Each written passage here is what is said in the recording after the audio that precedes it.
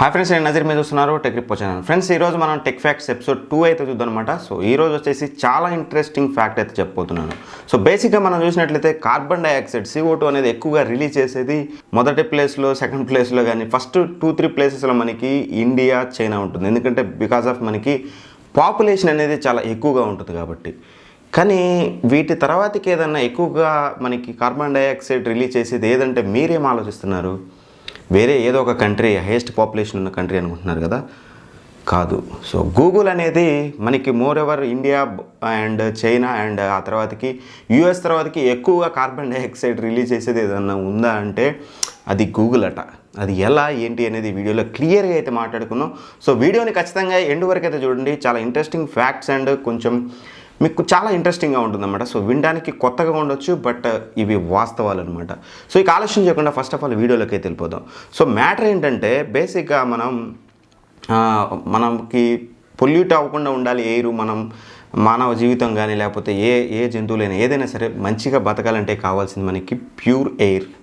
So ఎయిర్లో అనేది carbon dioxide percentage పెరిగి oxygen percentage తగ్గే కొద్దీ మన జీవన విధానంలో చాలా చేంజెస్ అనేవి మనం చూస్తూ ఉంటాం. అది కొత్త వింత జబ్బులు కానీ సో ఇట్లాంటివి చాలా వస్తూనే ఉంటాయి. రైట్ నౌ ఇప్పుడు మనం చాలా సఫర్ అవుతున్నాం. సో వీటితో కనుక పోల్చుకున్నట్లయితే ఎస్పెషల్గా ఇప్పుడు ఏదైతే మహమ్మారి ఉందో దానివల్ల మనకి లంగ్స్ మీద ఎక్కువ ఎఫెక్ట్ పడుతుంది. కాబట్టి ఈ టైంలో ఎవరికైనా సరే మెయిన్ ఎయిర్ అనేది చాలా చాలా important, not only this time, in future also.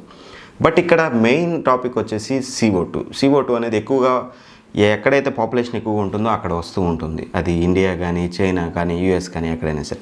కానీ మరి వీళ్ళు గూగుల్ అసలు ఎలా CO2 రిలీజ్ చేస్తుంది? అసలు ఇది ఎలా పాసిబుల్? ఒక వెబ్, ఒక సెర్చ్ ఇంజిన్. అది గూగుల్ అనేది ఒక సెర్చ్ ఇంజిన్, ఒక సంస్థ. అట్లాంటిది వీళ్ళు ఎలా రిలీజ్ చేస్తున్నారని ఒక చిన్న డౌట్ అయితే ఉంది కదా మీ మైండ్లో. సో అది ఎలా అనేది ఈ వీడియోలో అయితే క్లియర్గా అయితే మాట్లాడుకున్నట్లయితే, ఫస్ట్ ఆఫ్ ఆల్ మనకి గూగుల్ అంటే మీరు చాలామంది ఇంటర్నెట్ అంటే ఏదో గాల్లో ఎగురుతా వస్తుంది, అది మనం యూటిలైజ్ చేస్తున్నాం అనుకుంటారు. బట్ అలా కాదు. ఒక గూగుల్ అనేది లేదా ఒక ఇంటర్నెట్ అనేది రన్ అవుతుందంటే ఈచ్ అండ్ ఎవ్రీ కంట్రీ మధ్యన ఒక సముద్ర భాగంలో కూడా number of wires and cloud computing. అంటే మీరు ఏదైతే గూగుల్ ఫొటోస్ కానీ గూగుల్ డ్రైవ్లో మీరు ఏదైతే స్టోరేజ్ చేస్తుంటారో మీకు సంబంధించిన ఫైల్స్ అవన్నీ గూగుల్ యొక్క హార్డ్ డిస్క్లు. అంటే సింపుల్గా మీ లాంగ్వేజ్లో చెప్పాలంటే హార్డ్ డిస్క్లు. మనం చెప్పేది ఏంటంటే క్లౌడ్ స్టోరేజ్ అంటాం.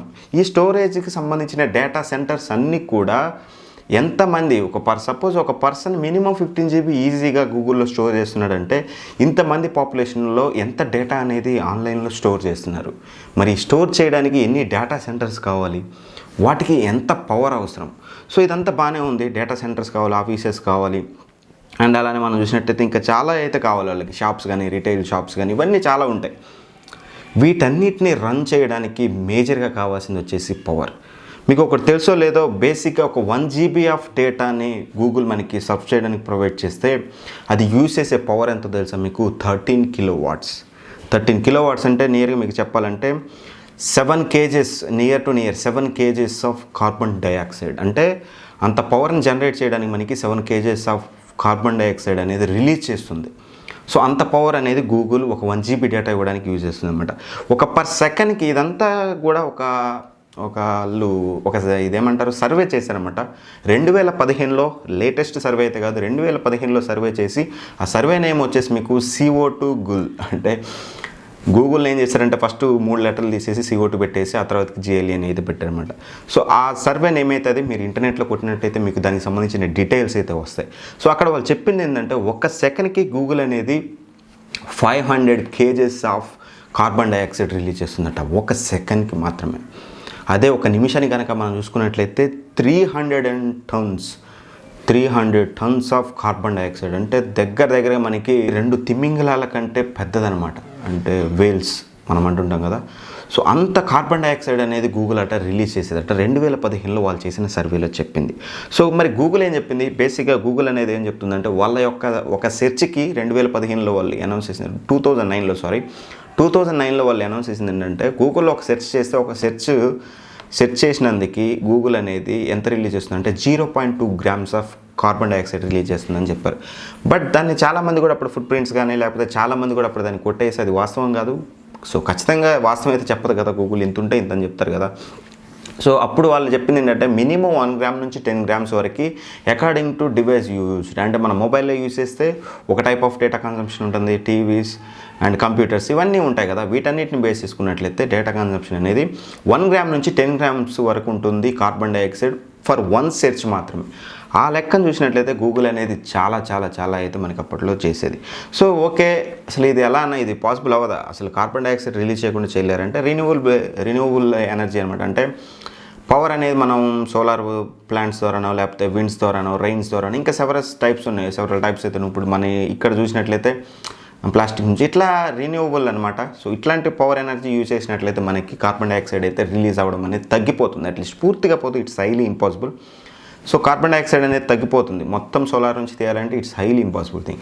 సో దీనికంటే ముందు 2015లోనే, అంతకంటే ముందే 2014లో అనుకుంటాను, యాపిల్ అట సో వాళ్ళకి సంబంధించిన shops, retail shops, offices, data centres అన్నిటిని కూడా 100% మేము రిన్యూవబుల్ పవర్తో రన్ చేస్తున్నామని అనౌన్స్ చేసింది. బట్ ప్రాక్టికల్గా చూసినట్లయితే ఒక ఏడాదిలోనే, అంటే ఒక సంవత్సరంలోనే వాళ్ళు చెప్పింది ప్రాక్టికల్గా వర్కౌట్ అవ్వలేదని బయటకి తెలిసిపోయింది.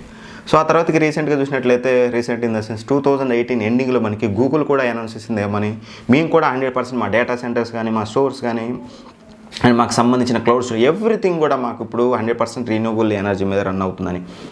But God knows 100% it's highly impossible. ఎందుకంటే అంత పవర్ అనేది మనకి ఇప్పుడు రిన్యూవబుల్ పవర్ అనేది అంత పవర్ అయితే జనరేట్ చేయడం చాలా కష్టం. వాళ్ళు ఇప్పటికి కూడా మనకి పవర్ అనేది చాలా అయితే యూజ్ చేస్తున్నారు. సో సింపుల్ మీకు చెప్పాలంటే ఒక పవర్ జనరేట్ చేసేప్పుడు మీరు చూసారో లేదో అక్కడ నుంచి వెలువడే పొల్యూషన్ అంటే ఏదైతే ఉంటుందో, అంటే ఇంధనాలని కరిగించి లేకపోతే ఇంధనం తయారు చేయడం కోసం మనకి ఎంత వేస్టేజ్ ఆఫ్ కార్బన్ డైఆక్సైడ్ అనేది రిలీజ్ అవుతుందని చూసినట్లయితే అప్పటి లెక్కల ప్రకారం 2015 ప్రకారం చూసినట్లయితే అప్పటికి గూగుల్ మనం ఇంటర్నెట్ ఇండియాలో ఎక్కువగా లేదు.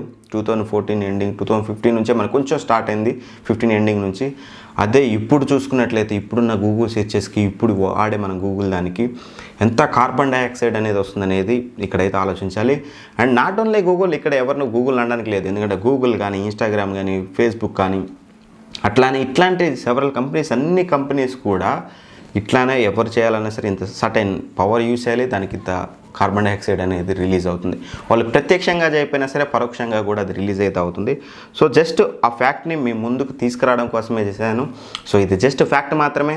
యాజ్ ఆఫ్ నో మాత్రం ఎలా ఉందనేది అయితే మనకి ఎటువంటి సర్వేలు తెలియదు, ఎటువంటి గూగుల్ కూడా మనకి అఫీషియల్గా అనౌన్స్ అయితే చేయలేదు. కాబట్టి 2015 సర్వే ప్రకారం చూసినట్లయితే ఒక 3 మేజర్ దేశాల తర్వాతకి అత్యధికంగా కార్బన్ డైఆక్సైడ్ రిలీజ్ చేసేది ఏదన్నా ఉందా అంటే అది గూగుల్ అట.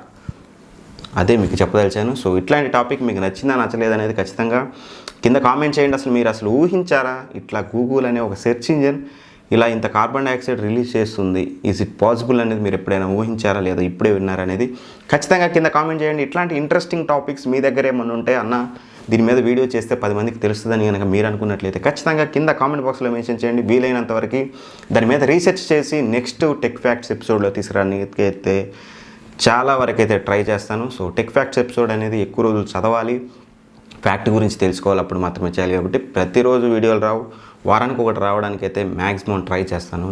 Anyway thank you for watching. By by, జై హింద్.